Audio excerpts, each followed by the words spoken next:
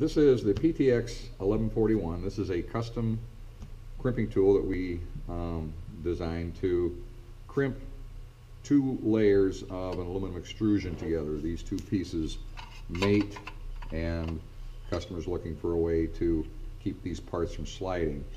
There is another retainer cap that goes on here after this process, but they just don't want this to be sliding. So all they wanted to do was deform the material. I made a couple of crimps here. You can see what we've done here. The crimp die goes in on this side, punches it in this way, and just deforms it so that when the two pieces are together, they can't slide. So this particular tool is set up as a hand lever control. Jaws were designed so that one jaw fits down into this narrow channel, and this jaw goes down into the wider channel. And now I'm running this tool right now at 90 psi. You can alter the depth of the crimp by altering the air pressure going into the tool.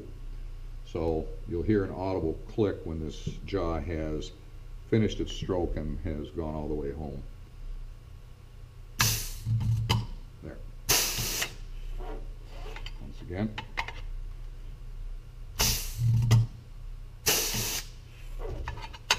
So what that does is we haven't joined these two pieces. We've just created an interference between them while they're together so that they can't slide out of position.